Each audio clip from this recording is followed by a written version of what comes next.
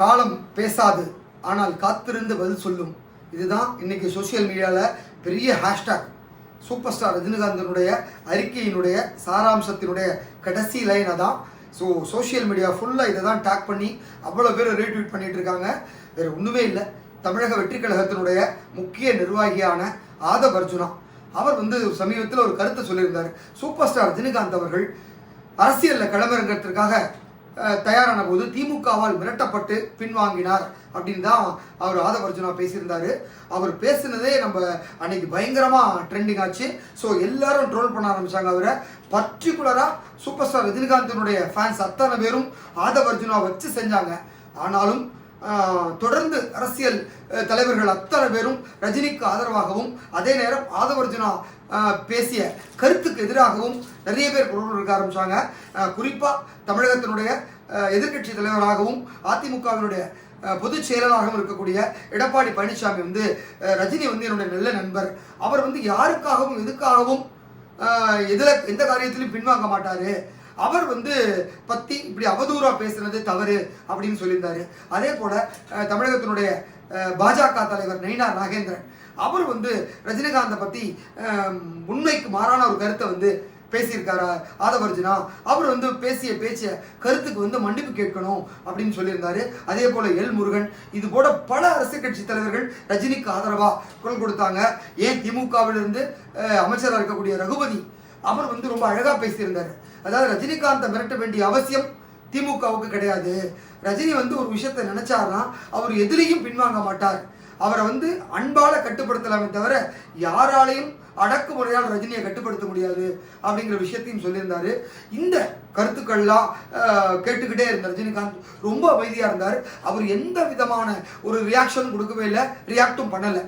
ஆனால் இன்றைய தினம் சூப்பர் ஸ்டார் ரஜினிகாந்த் அவர்கள் தன்னுடைய லெட்டரேட்ல ஒரு அறிக்கையை ரிலீஸ் பண்ணியிருக்கார்.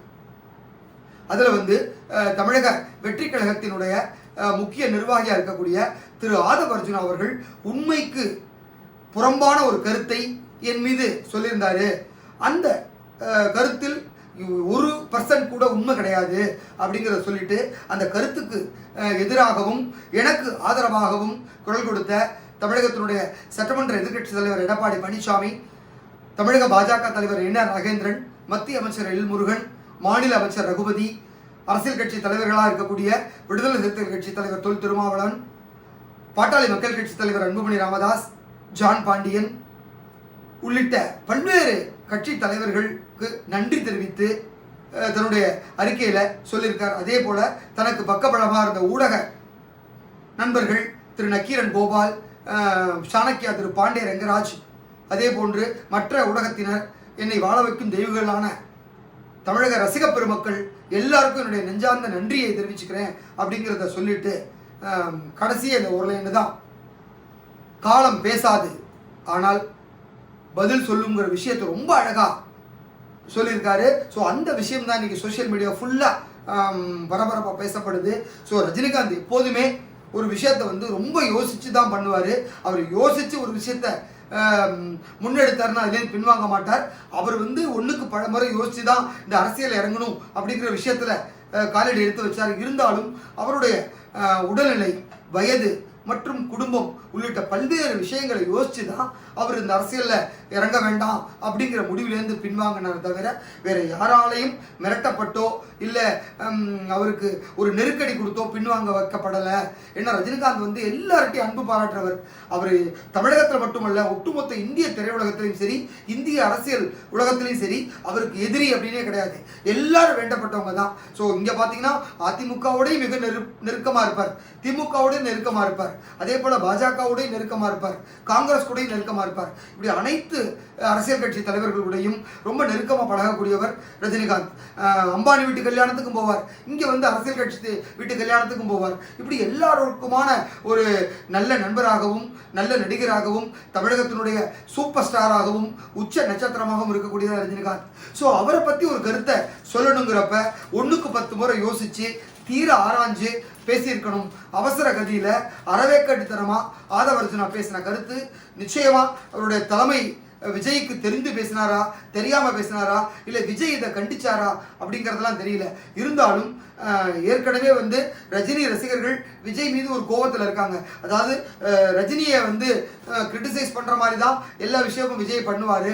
விஜயனுடைய பட விழாக்கள்ல அவர் சம்பந்தப்பட்ட இயக்குனர்கள், உதவி இயக்குனர்கள் வந்து ரஜினியை வந்து இந்த காக்கா பருந்து கதையை சொல்லி இரிட்டேட் பண்ண விஷயங்கள்லாம் தெரியும். ஸோ பல சந்தர்ப்பங்களில் விஜய் ரசிகர்களும் ரஜினி ரசிகர்களும் அடிக்கடி மோதிக்கொள்ளக்கூடிய ஒரு சூழ்நிலை இருந்தது. இந்த மாதிரி ஒரு சூழ்நிலையில இப்போ கட்சி தொடங்கி அந்த கட்சியினுடைய முக்கிய நிர்வாகியாக இருக்கக்கூடிய ஆதவ் அர்ஜுனா இந்த மாதிரி ஒரு கருத்தை பேசின விஷயம் ஒட்டுமொத்த தமிழக அரசியல்லையுமே திரும்பி பார்க்க வச்சிருக்கு. ரஜினி ரசிகர்கள் மட்டுமல்லாமல் பல அரசியல் தலைவர்கள் ஆதவ் அர்ஜுனாவுக்கு எதிராகவும் சூப்பர் ஸ்டார் ரஜினிக்கு ஆதரவாகவும் குரல் கொடுத்திருக்காங்க. அதனுடைய தொடர்ச்சியாகத்தான் இன்றைய தினம் வந்து சூப்பர் ஸ்டார் ரஜினிகாந்த் அவர்கள் வந்து ஒரு பெரிய அறிக்கையை கொடுத்திருக்காரு. அந்த அறிக்கை ரொம்ப டீசெண்டா இருந்தது. இது எதுவுமே அவர் பேசல. ஆதவ் அர்ஜுனா பேசின கருத்து உண்மைக்கு புறம்பானது. எனக்கு ஆதரவாக பேசின அத்தனை பேருக்கு நன்றி, அவ்வளவுதான். காலம் பேசாது, பொறுத்திருந்து பதில் சொல்லும் அப்படின்னு சொல்லிட்டாரு. அப்படின்னா என்ன சமாச்சாரம்? இப்போ தேர்தல் வரப்போகுது, தேர்தலுக்கு அப்புறம் நீங்கள் இந்த என்ன ரிசல்ட்டு அப்படிங்கிறத தாவேக்கா பார்க்க போறீங்க அப்படிங்கிறது அதனுடைய ஒட்டுமொத்த கருத்தினுடைய சாராம்சமாக நாம் பார்க்குற ஒரு விஷயமா இருக்கு. ஸோ இந்த விஷயம் இன்னைக்கு ரொம்ப ட்ரெண்டிங்காக இருக்கு. எதிர்காலத்திலேயாவது அரசியலில் ஒரு நீண்ட நெடிய பயணத்தை மேற்கொள்ள போகிற தாவேக்கா நிர்வாகிகள் தீவிரமாக ஆராய்ஞ்சு அலசி ஒரு விஷயத்தை பேசுறதுக்கு முன்னாடி தெளிவாக பேசணும் அப்படிங்கிறது தான் பல அரசியல் நோக்கர்களுடைய கருத்தாக இருக்குது. ஸோ இந்த விஷயத்துக்கு ஆதவ் அர்ஜுனா இப்போவாவது மன்னிப்பு கேட்கணும், இல்லை வருத்தம் தெரிவிக்குங்கிறது தான் எல்லாருடைய எண்ணம். ரஜினியுடைய அறிக்கையை பார்த்ததுக்கு அப்புறமாவது ஆதவ் அர்ஜுனா மன்னிப்பு கேட்பார் அப்படிங்கிறத நம்பலாம். நன்றி.